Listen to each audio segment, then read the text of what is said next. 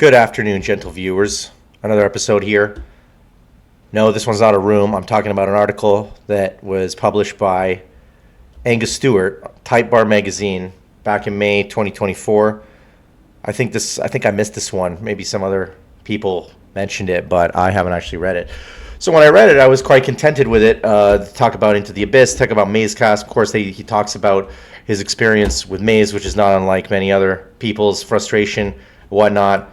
Looking up clues, looking up on the internet for other people who had done research. Of course, finding the same stuff that we had. John Bailey back in the day, one of the first online guys to ask questions and come up with back and forth solutions with him and some other people during the Usenet newsgroup days. Andrew Lipkin, I think, was the name of another guy. Here's the page. Here, if you go to Google Groups and you look up John Bailey or Maze Manson, that's what I put there, Maze Manson. Yeah, you can find the majority of the correspondence that Bailey had with other people. Vince Watkins is in there. We got Andrew. We got this guy Linknell. Whoa, dates back to '97. But for those who are asking, John Bailey's website was really just a collection of these articles on Newsgroups. So if you wanted to see what John Bailey had on his website, you should just go on here, read the back and forth between all the people, and you'll be caught up with John Bailey's website. So back to this guy's article, Angus. As I said, he kind of has the same frustrations as most other people do.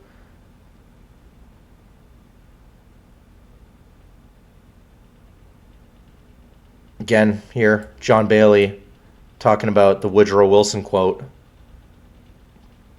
Some readers have accused Maze architecture of poor puzzle design, insisting on a singular vision. So he doesn't mention Mazecast until later in this article, but some of what he's talking about is undoubtedly from the earlier Mazecast, just because there hasn't been so many freaking hours and time put into it that there wasn't much written before Into the Abyss and the hours that went into Mazecast. He does mention here his interpretation of the guide is that it's just Christopher Manson, and that the illustrations on the intro page, the Mason spike and compass, all that stuff, is part of that answer. Probably the most interesting thing here is the Peter Goodfellow art that he talks about in the UK edition of Maze, which I've personally never seen. So maybe I'm going to reach out to Angus and find out if he can take a picture of his copy of Maze so that we can see what the Peter Goodfellow work is, because I've looked at this guy's work and it's very cool. It's sort of this, this type of stuff. It's the 1970s. He was a 1970s illustrator for Sci-Fi. So there's a lot of this stuff. Jack Vance. Ray Bradbury. That type of stuff. I love this type of art. I love this aesthetic. It disappeared sort of during the 80s and 90s. You didn't see this type of illustration on fantasy or sci-fi books anymore. It's a shame, really.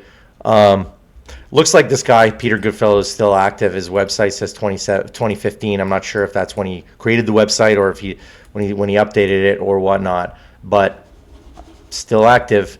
And indeed, John Bailey is still active as well. I'm not dead yet. I found information about him on Quora. He likes to answer questions on Quora, so he does have information. He's got one question here on the Maze, which is essentially what he said before with the Woodrow Wilson quote. And when we go to John Bailey, he's quite a popular gentleman on here with 6.1 million content views. So, impressive. Hats off to John Bailey for his service to Maze and his enduring answering of questions of all sorts, including Anna Karenina, computing, Turing. He is a veritable encyclopedia of knowledge, it seems, and he is still going. So there's that. I tried to look up the UK version of Maze, and I came up with this on Goodread. It doesn't specify which one is the UK printing. We've got whole paperbacks, Henry Holt and Co. I guess those are two subsidiaries of the same company. Don't know which one is the American or the UK one. And then we've got this other one by Sphere, Owl Book. So, got to look into that more, find out which one is the UK. We have this Prabhakar Jha. Not sure what this is all about. This gentleman right here has little to do with Maze, but yet here he is. 30-page book. I don't think this is real. All the reviews are about actual Maze, but some of these are scathing. I purchased this GIF. I couldn't figure out any of it. It was so frustrating. So there's that. I couldn't find much information on the Amazon page. I was able to get the first edition with a little red sticker in the corner through Amazon, but ultimately, I couldn't find the UK edition on here either.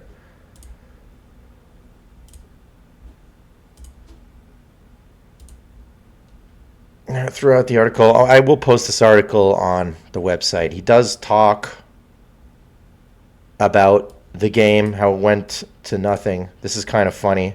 The speed run of the Mac game. Running on, I played this, it runs on Mac OS 8 or whatever it was that was in the late 90s that they had. He talks about Into the Abyss. He talks about White Raven had an ego. This is a great little, I'll let you read this, but little scathing review about White Raven and his yeah. Well, I'll let you get into that. But I found this pretty funny. The quote from Vince about the bird cloud moonlighting, emulating, of course, the great David Gentile. But this is the one that was caught as the outlandish clue.